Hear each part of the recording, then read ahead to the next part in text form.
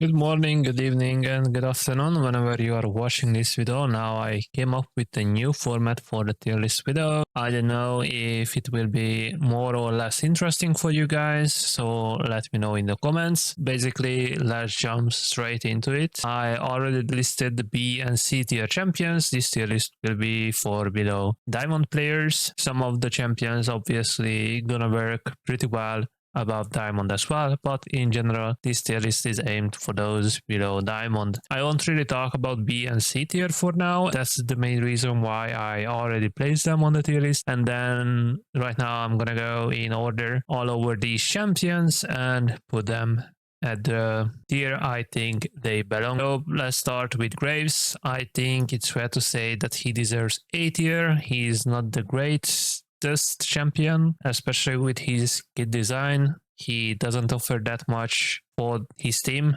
Basically, all he offers is damage. For that, he always needs to be ahead. And I was considering putting him in B tier just because you need really good efficiency with this champion. Otherwise, you're just gonna fall behind. You don't really offer much value for your team. So at best, he's gonna stay for now, at least in A tier. His itemization is still the same. Feel free to check out my video on that. If you ever need help, let me know in the comments or just join the Discord server. Anything race related, anything jungle related, I'm almost always available and answering questions for you guys.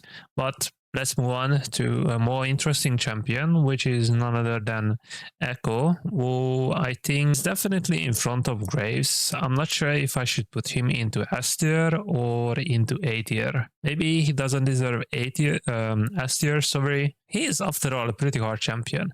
His farming is not that great, but his ganks can be really good if you can predict the enemy movement with your W and guarantee stun, especially if your team has some sort of stun. Ekko W works amazingly with that setup.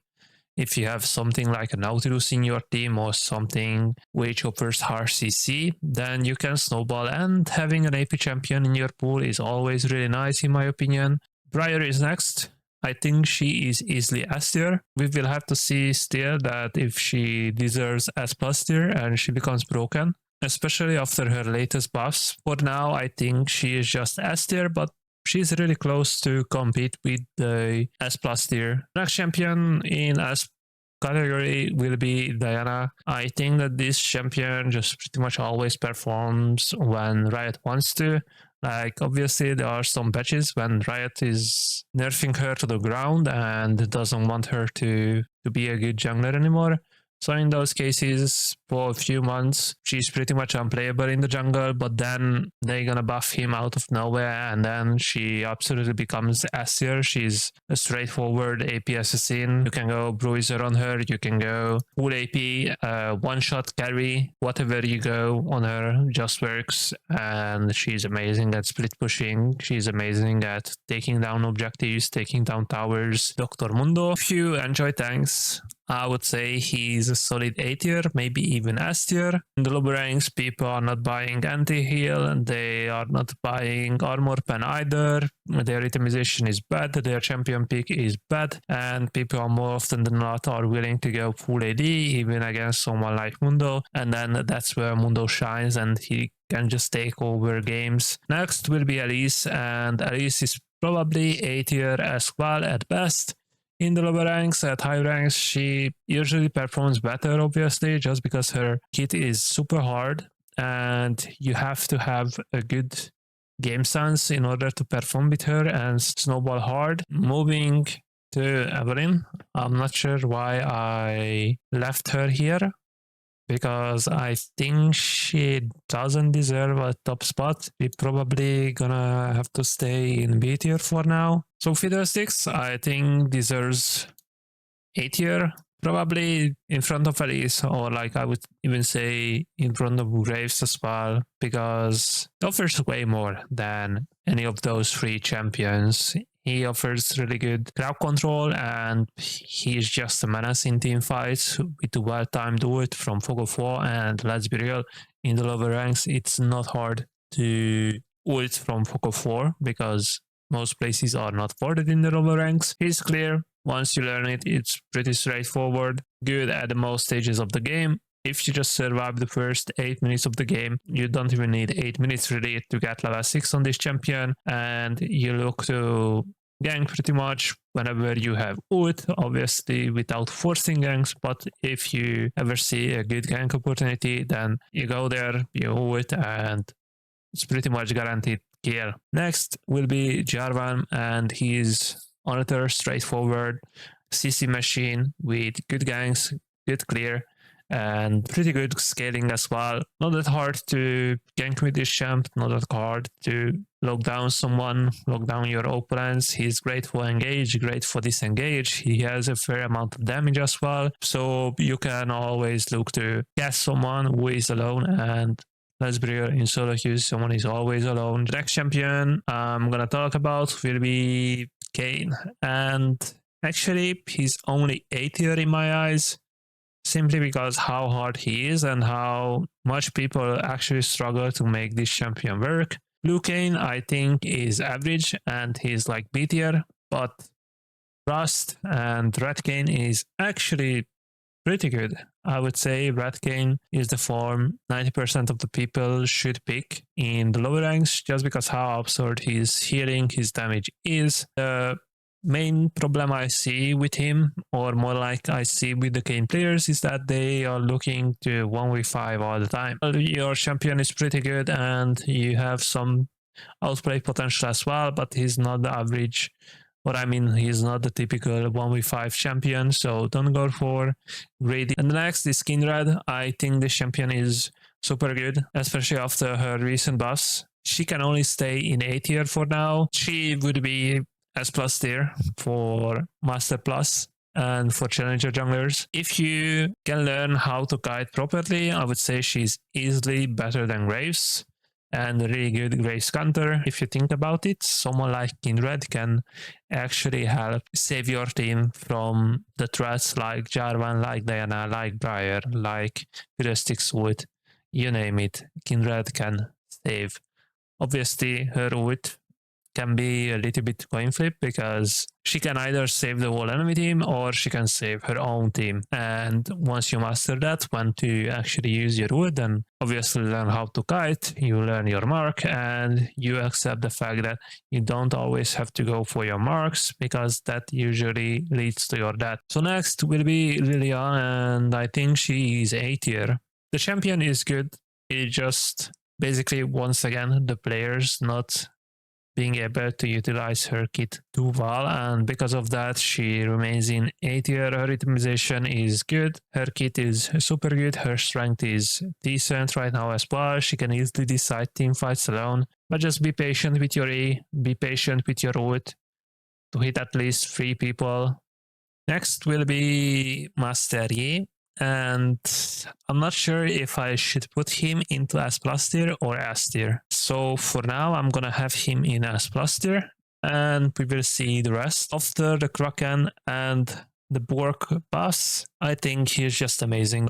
I highly recommend checking my How to Teamfight with Grace video, even though it's more like Grace specific. I mention a lot of things which can be super useful for Master Yi and for any jungler in the game if you are looking to get better at team fighting. Let's move on with Morde. Maybe he deserves A tier, but S tier as well.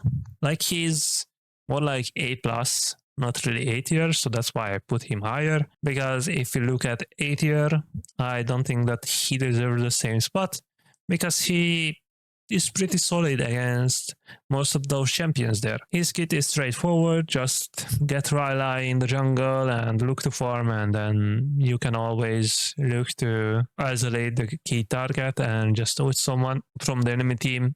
They never expect it. Your ganks are not that bad at all, especially if you're playing Mordekaiser with Ghost, and I think you should be playing him with Ghost instead of Flash. Let's move on the Nightmare guy, Nocturne. He is definitely S+ tier, and he's just simply one of the best. His itemization is amazing, not just to help your team, but to help yourself and to catch targets easily. You can go bruiser, you can go assassin, you can mix both, and become a serious threat in the mid game. In the late game, when people start grouping, it can be a little bit more annoying to play this champion, but it's alright because you can easily just full clear early on, look for a side lane gank after you finish your full clear, look to snowball, get 1 or 2 kills before you hit level 6, and then with level 6 it's really important that you actually get a kill with it, because that's when you can actually snowball really hard and just take over games after that. Next will be Nunu, and I think he is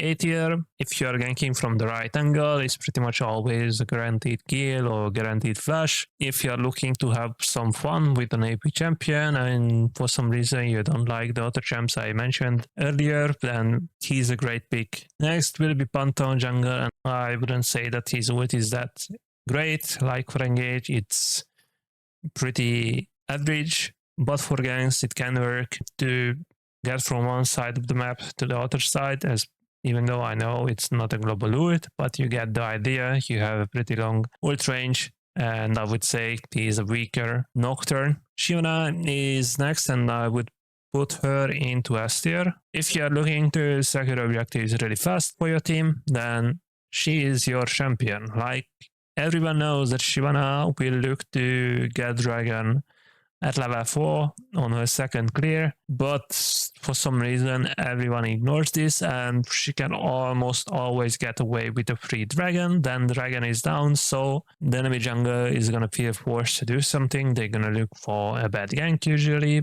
The other champion I'm gonna put into S tier will be Trundle. Whenever there is a more tanky enemy comp against you, he's just amazing.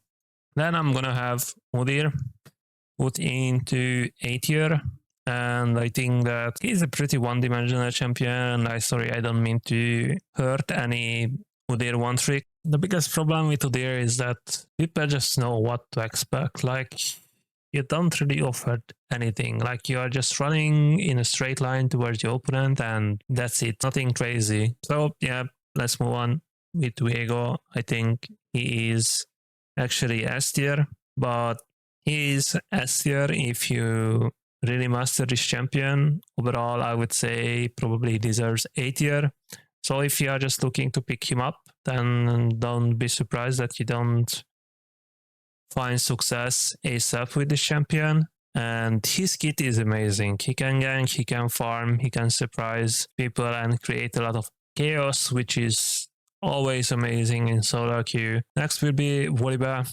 I always call him the better version of Warwick, and I definitely think he is a better version of Warwick, and I highly recommend playing him. Not necessarily over Warwick, but I recommend him in general. If you're looking for a fighter who is good at ganking, good at farming, good at taking objectives, good at team fights, and can scale throughout the game, has build diversity as well. You can build him AD, you can build him AP, you can build him tank, and you can build him a mix of all these three.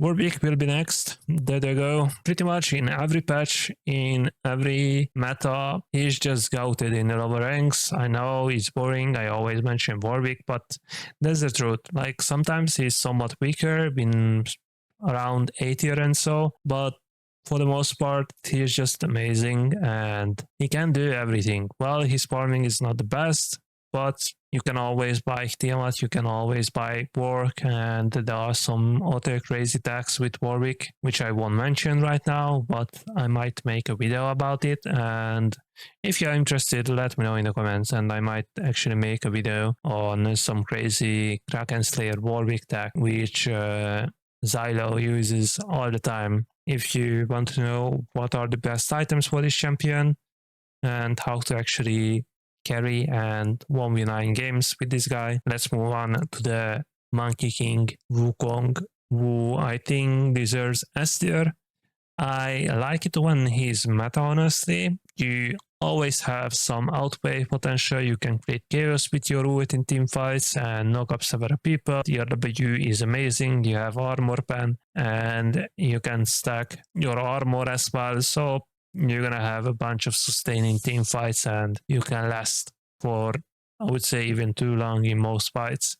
if you position properly and use your W properly as well. And lastly, I have Sinzao, who I think is S tier as well. I always refer to him as someone like a little bit worse than Jarvan. Like we always forget this champion whenever Jarvan is meta, but this champion is actually amazing and he can offer a lot of value since his rework, and I know that was a really long time ago, but he offers everything what Jarvan can offer, and I would say in some cases he even offers more. He doesn't have that harsh CC like Jarvan does, but that doesn't stop him from taking over the game and being annoying, starting from level 2, ganking if there is someone low on HP, because they traded a lot. That can be said about top laner, mid laners, or even a bot lane. A fight breaks out and then you are there to come in clutch and save the day and start snowballing. This was my tier list for the latest patch. I know for the previous patch I haven't uploaded a video about the best junglers. In the next patch we're gonna have even more nerfs, but for now the S+ tier, S tier and A tier is in a safe spot. You don't have to worry about these champs for now. I mean, in a sense that getting on any potential nerfs which would nerf them too much, so they are no longer in meta. But anyway, like I said, this was my tier list. I hope you enjoyed it. If you did, don't forget to hit the like button, smash the subscribe button as well. Leave it down in the comment if you like this format and liked this talking style more than the previous version I had for the tier list videos, or if I should keep going with the other format. And see you all in my next video. Peace.